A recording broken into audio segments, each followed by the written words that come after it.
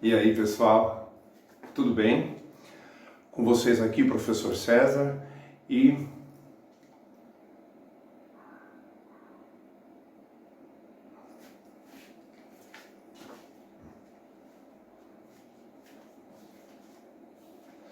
aí, pessoal, tudo bem? Com vocês aqui, professor César, e hoje eu vou trazer um pouquinho mais dessa matéria tão simples que é a física, né? Simples, gente, porque eu gosto de tratar desse assunto com uma linguagem muito leve, tá? Sem muitos termos científicos, ok? Então vamos lá, dar sequência aí no nosso estudo. Vocês já devem ter visto em aulas anteriores que falamos de transformações gasosas, né? E hoje eu vou falar com vocês de um assunto, para dar sequência naquilo tudo, chamado termodinâmica. Bom, para isso eu tenho que lembrar daquelas três grandezas variáveis do gás: temperatura, pressão e volume, tá? Termodinâmica. O próprio nome está dizendo, termo significa calor, dinâmica significa movimento.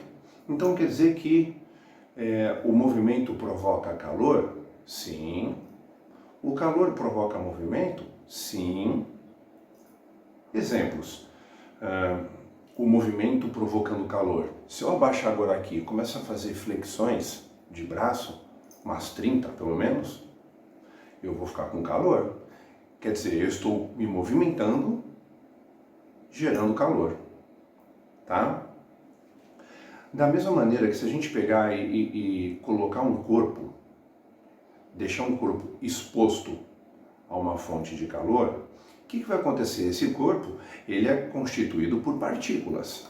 Essas partículas ficam em constante movimento. Quando a gente aquece esse corpo, a velocidade de agitação dessas partículas aumenta. Ok? Então, termodinâmica. Vamos lá. Bom, rapidamente vamos lembrar de algumas transformações. A isotérmica, iso significa igual, constante. Térmica, temperatura. Então, transformação isotérmica é quando temos a temperatura constante, né? Isométrica ou isovolumétrica ou isocórica é quando temos o volume constante. Isobárica, quando temos pressão constante. Muito bem, gente. Então, eu coloquei aqui um desenho, um recipiente, ele está fechado hermeticamente por um êmbolo. O que é êmbolo mesmo? O êmbolo é aquele tampão que não deixa escapar fluido dali. Fluido, gás, líquido. No nosso caso, gás. Então tem um tampão que chamamos de êmbolo. Ele tampa, não deixa o gás escapar e ao mesmo tempo ele pode se movimentar, que nem a seringa, a injeção. Tem um êmbolo que a gente aperta, empurrando o líquido. Então aquele êmbolo vai para frente e para trás e não deixa escapar nada ali, né? Pois bem, temos aqui o êmbolo aprisionando uma certa quantidade de gás. Portanto, temos um volume. As partículas, uma pequena agitação. Coloquei aqui embaixo fogo, para simbolizar que estamos fornecendo calor. Tem uma temperatura. Em cima do êmbolo, eu coloquei um pezinho para pressionar aquele tampão. P, ok? Olha o que eu vou fazer com esse meu desenho. Tá vendo isso aqui?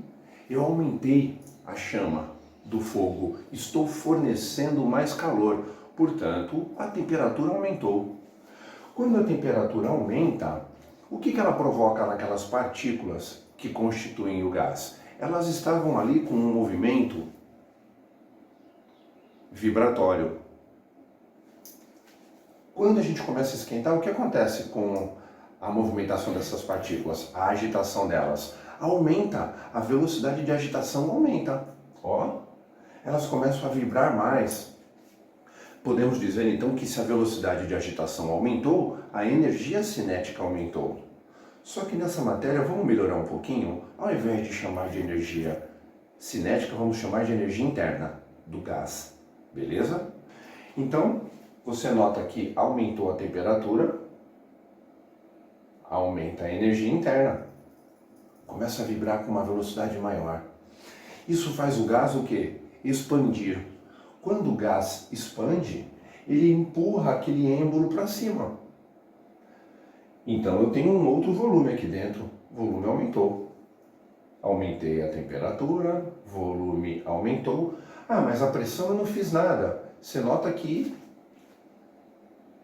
eu tenho o mesmo pezinho ali em cima, eu não coloquei mais um pezinho aumentando a pressão. E nem tirei aquele, diminuindo a pressão. Eu mantive o pezinho, portanto a pressão permaneceu constante. Então podemos dizer que o P' é igual a quem? O P anterior, tá? Podemos chamar também de uma transformação isobárica, já que a pressão permaneceu constante, tá? Ok, gente, o que eu quero mostrar para vocês aqui é o seguinte, que quando a gente aumentou a temperatura, a movimentação das partículas aumentou, expandindo o gás. O gás expandiu e empurrou o êmbolo aqui para cima. Olha onde estava o êmbolo. E olha onde ele veio parar. Quer dizer que ele se deslocou uma certa distância. Muito bem, com isso surge uma grandeza chamada trabalho. Trabalho não é o que eu estou fazendo agora aqui, por exemplo. Trabalho, pessoal, surge, é uma grandeza que surge quando um certo esforço é capaz de provocar um deslocamento, é capaz de movimentar algo. Então, se eu for empurrar um caixote, eu posso aplicar uma força grande, mas enquanto o caixote não anda, não desloca, não tem trabalho. O trabalho só vai aparecer quando o meu esforço for capaz de mover um outro corpo. Surge com isso uma grandeza chamada trabalho. Aqui vai acontecer isso. Não é a força do meu braço empurrando o caixote, é a força do gás que empurrou esse êmbolo para cima. Então, quando ele deslocou, surge com isso uma grandeza chamada trabalho, tá? Que a gente pode determinar o trabalho pela pressão, multiplicando a variação do volume, ok? Pressão vezes ΔV, variação do volume. Ah, então quer dizer que para o trabalho aparecer, tem que ter movimento. Se teve movimento, é porque o volume alterou. Isso significa que quando o volume altera, tem trabalho. Sim. Volume aumentou, tem trabalho. Volume diminuiu, tem trabalho. Se o volume permanecer constante, significa que o êmbolo não andou, não tem trabalho. Ah, professor, então naquela transformação isovolumétrica, isométrica, isocórica, que é a mesma coisa, volume constante, quando estivermos numa situação dessa, não tem trabalho. Isso mesmo, não tem trabalho, tá? Veja só, quando o volume aumenta, isso é um movimento espontâneo, portanto surge um trabalho motor, é um trabalho positivo, movimento natural, cria um trabalho que a gente chama de positivo, tá? Porque quando o movimento for forçado, ou seja, o gás estiver comprimindo, vai gerar um trabalho negativo, porque o movimento é forçado. Como eu poderia fazer isso, por exemplo? Botando mais pezinhos aqui em cima. Ó, ia pressionar o êmbolo para baixo, o volume ia diminuir.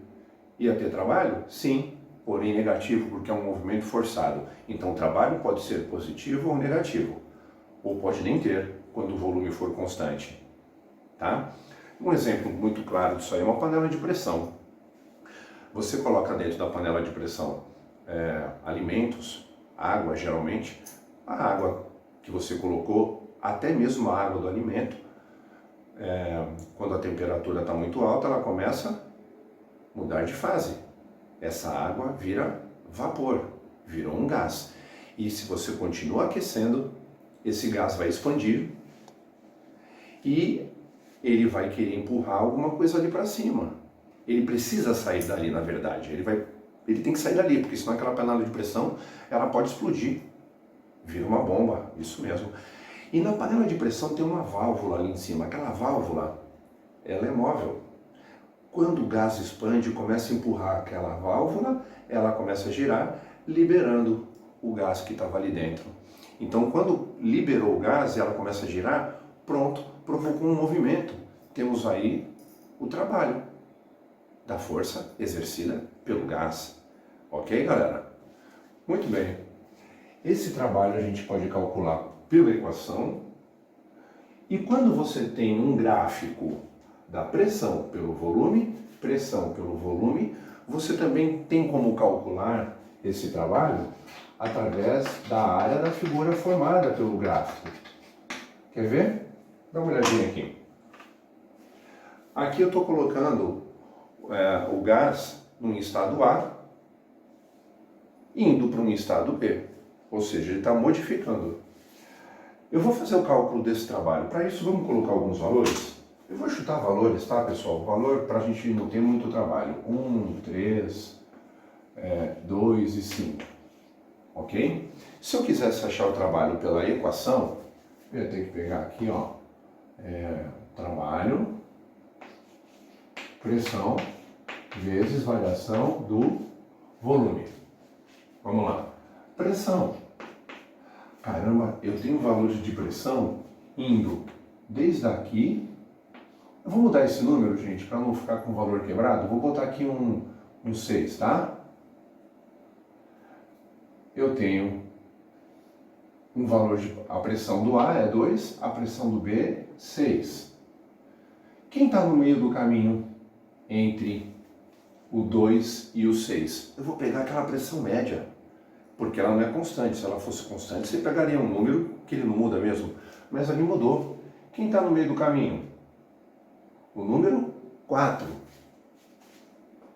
Então eu vou pegar o 4. Está no meio do caminho. Vezes variação do volume. Quando a gente fala de variação na física, significa que eu tenho que fazer fim menos início. Variação do volume significa que eu tenho que fazer volume final menos volume inicial. Quem é o fim? A ou B? Olha a setinha. O trabalho não, a transformação está indo do A para o B. Então B é o fim. Tá? Volume final no B, que vale 3. Menos o volume inicial, que está no A, que vale 1. Aqui eu terei 3 menos 1, 2, vezes 4, teremos um trabalho de 8 joules. Pela fórmula, tranquilo? Agora eu vou calcular pela área formada pelo gráfico. Vamos lá. O que eu tenho que fazer aqui? Eu vou ter que ir naquele ponto A e rebater tudo para baixo até a reta do volume. Tudo para baixo até a reta do volume. Você nota que aqui formou uma figura. Aqui, ó. Pronto. Temos aqui uma figura. E sabe quem é a área dessa figura? O trabalho. Aqui nós temos um trapézio. Então eu vou fazer assim, ó. Vou tirar esse B daqui para a gente ganhar espaço. Vou trazer ele para cá, ó. O V, tá? Eu vou mudar a cor para não misturar. Vamos lá. Trabalho pela área. Base maior mais base menor vezes altura sobre 2. Gente, essa é a área do trapézio, tá? Base maior.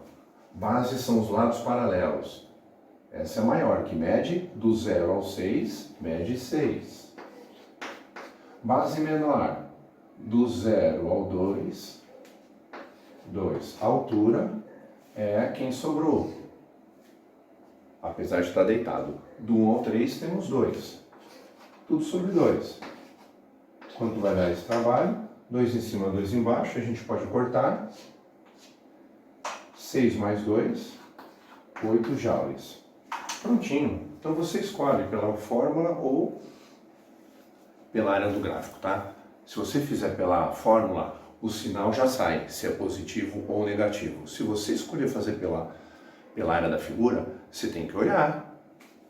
O que está acontecendo com a setinha? Coincide com o volume? Ou seja, o volume está aumentando? Sim, está indo do 1 para o 3. Está aumentando, o trabalho é positivo. Se a setinha estivesse ao contrário, significa que estava diminuindo. Aí você teria que botar um menos no seu trabalho, porque seria um trabalho forçado, tá? Seria uma compressão.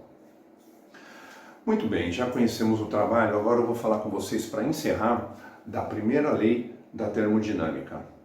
Vamos lá, bem simples. Temos aqui um recipiente, tipo isso aqui, ó, tá? Vamos lá. Eu vou fornecer para esse recipiente uma quantidade de calor.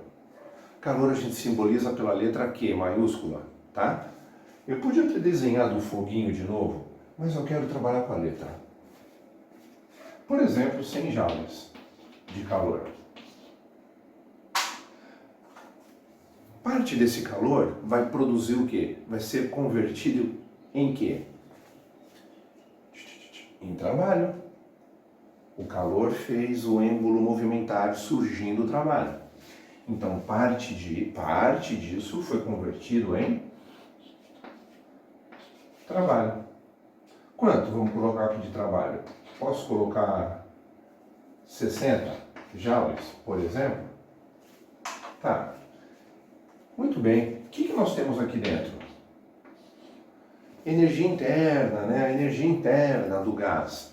Eu botei uma variação, porque isso varia, como você pode perceber aqui. Se entrou 100 na forma de calor e saiu 60 na forma de trabalho, quanto sobrou aqui dentro? 40. Certo? Tá aí, gente, o primeiro princípio da termodinâmica. Como que eu calculo esse ΔU? Quando eu cheguei nesse resultado de 40, fazendo qual conta? Ah, foi fácil. Essa continha, 40, foi o resultado do que entrou, que é o calor, menos o que saiu na forma de trabalho. Aí, pessoal, ó, prontinho, nossa equação, ou seja, o primeiro princípio da termodinâmica, tá? Então, quando você tiver que trabalhar com o primeiro princípio da termodinâmica, tá aí. Só para complementar, eu quero fazer algumas observações. Gente, vamos lá. Eu já disse para você que tudo que acontece com esse cara, acontece com esse. Lembra? Quando você aumenta a temperatura, a velocidade da agitação das partículas aumenta. A energia cinética aumenta. Mas que aqui a gente não vai chamar de energia cinética, vamos chamar de energia interna do gás. Então, peraí. Temperatura aumenta, energia interna aumenta. Tudo que acontece com um, acontece com o outro. Energia interna diminui, temperatura diminui, energia interna diminui. Se um dobra, o outro dobra. Se um diminui, o outro diminui. Se um triplica, o outro triplica. Tudo que acontece com um, acontece com o outro. Fechou? Tá? Outra coisa que eu posso mostrar para vocês aqui, deixa eu ver. Bom, eu já disse, né, que quando o volume, a variação do volume, quando o volume aumenta, surge um trabalho positivo. Já comentei com vocês. Se o volume diminuir, é uma compressão. Não é uma expansão, é uma compressão, resultando num trabalho negativo, tá? Bom, raramente aparece, mas se por acaso você tiver que determinar essa energia interna do gás, você pode usar 3 meios de nRT. Ou até mesmo 3 meios de PV. Tá, gente? Então, caso seja necessário, você pode calcular a energia interna do gás desse jeitão. Bom, eu vou ficando por aqui e na próxima aula eu vou falar um pouquinho mais com vocês sobre máquinas térmicas, que é uma continuação da termodinâmica, para a gente poder falar da segunda lei da termodinâmica, ok? Continuem comigo. Valeu, gente. Até a próxima.